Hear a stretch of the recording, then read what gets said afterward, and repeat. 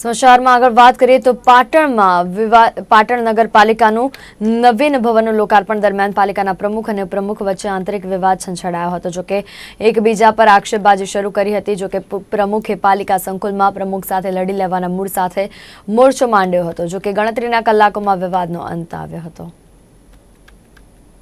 પાટણ નગરપાલિકાના નવીન ભવનનું નાયબ મુખ્યપ્રધાન નીતિન પટેલના હસ્તે લોકાર્પણ કરવામાં આવ્યું હતું અને તેમાં લગાવવામાં આવેલી તકતીમાં પાટણ નગરપાલિકાના ઉપપ્રમુખ લાલેશ ઠક્કરનું નામ કાપવામાં આવતા અને તેમની પોલીસ દ્વારા અટકાયત કરવામાં આવી હતી। ત્યારે આ ઘટના બાદ લાલેશ ઠક્કરે પાલિકા પ્રમુખ સામે મોરચો માંડ્યો હતો, જેમાં પ્રમુખ મહેન્દ્ર પટેલ ઉપર દારૂ પીવાના ગંભીર આરોપો લગાવ્યા હતા। તો સામે મહેન્દ્ર પટેલે પણ લાલેશ ઠક્કરને મેન્ટલ હોસ્પિટલમાં દાખલ થવાની સલાહ આપી હતી। આમ આક્ષેપ પ્રત્યાક્ષેપ સામે આજે લાલેશ ઠક્કરે નગરપાલિકા કમ્પાઉન્ડમાં પ્રમુખની ઓફિસ સામે જન આંદોલન શરૂ કર્યું હતું। જોકે મહેન્દ્ર પટેલ ઉપર ભારતીય જનતા પાર્ટીનું પ્રદેશ સ્તરેથી દબાણ આવતા મહેન્દ્ર પટેલે નમતું જોખ્યું હતું અને સામે ચાલીને લાલેશ ઠક્કર જોડે દોસ્તીનો હાથ લંબાવ્યો હતો। ઘણા સમયથી નગરપાલિકાના પ્રમુખ અને ઉપપ્રમુખ વચ્ચે ક્યાંક ને ક્યાંક ગેપ રહેતી હતી।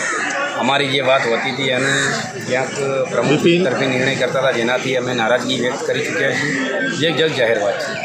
અને વધારે પડતી જ્યારે ગેપ રહેવા માંડી અને પાટણ નગરપાલિકાનું ખૂબ મોટું ઉદ્ઘાટન હતું, એ દિવસે પણ આપ સૌ જાણો છો એ રીતે પોલીસ દ્વારા મારી ધરપકડ કરવામાં આવી। ઉપપ્રમુખ તરીકે મારી જે જગ્યાએ મારા નામનો ઉલ્લેખ થવો જોઈતો હતો ત્યાં પણ ન થયો, એટલે હું નારાજ હતો અને નારાજગીની અંદર મેં પ્રેસ કોન્ફરન્સ કરી અને કેટલાક મારી જે વાતો હતી એ પ્રજા સમક્ષ મૂકી અને રવિવાર સુધીમાં આ બધી વાતનો નિકાલ નહીં થાય તો હું સોમવારથી આંદોલન કરીશ એવી વાત કરેલી। આજે સોમવાર છે, હું નગરપાલિકાના કેમ્પસમાં મારી વાત પ્રમાણે આવ્યો છું।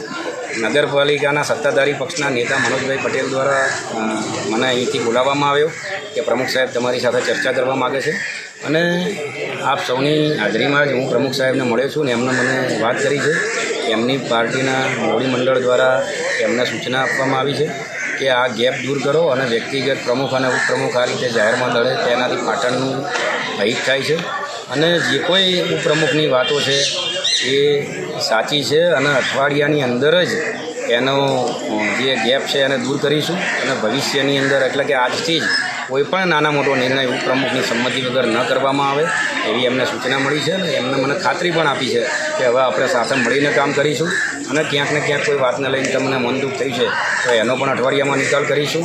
નહીં, બેઠકની જ્યારે વાત છે ત્યારે બેઠકમાં અમારી સાથે અત્યારે જે બેઠક કરી એમાં ફક્ત એટલી જ ચર્ચા હતી કે આપ સૌ જાણો છો કે છેલ્લા કેટલા ટાઈમથી આ પ્રમુખ ઉપપ્રમુખના વિવાદની અંદર મીડિયામાં પણ નોંધ હતી, પ્રિન્ટ મીડિયામાં પણ નોંધ હતી અને એના કારણે મેં આજે અમારી મળવા આવ્યા ત્યારે મેં એને એ જ સમજાવ્યું કે ભાઈ આપણા બેની વ્યક્તિગત વાતોમાં નગરનું હિત ક્યાંક ને ક્યાંક જોખમાય છે, એટલે આપણી જવાબદારી છે પ્રમુખ અને ઉપપ્રમુખ તરીકે કે આ વિવાદ ન થાય અને નગરનો વિકાસ સંપૂર્ણ રીતે થાય અને લોકોના વિકાસના કામો ઝડપથી પૂર્ણ થાય। એ મારી વાત સાથે સંમત થયા કે વાત સાચી છે, આપણા વ્યક્તિગત હિતો કરતાં નગરનું હિત મોટું છે, એટલે એમને વિચાર કર્યો કે ભાઈ મારે આંદોલન સમેટવું છે, એટલે એમને આંદોલન સમેટી લીધું છે। નગરપાલિકા પ્રમુખ મહેન્દ્ર પટેલે લાલેશ ઠક્કરને તેમની ઓફિસમાં બોલાવી તમામ મન દુઃખ ભૂલી જઈ પાટણની સેવાના કામમાં એકબીજાને સાથ અને સહકાર આપવાની વાત કરી હતી અને બંને એકબીજા પર લગાવેલ આરોપ વ્યક્તિગત અને આવેશમાં આવીને લગાવ્યા હોવાનું મીડિયાને જણાવ્યું હતું અને આ સમગ્ર વિવાદનો નાટ્યાત્મક અંત આવ્યો હતો।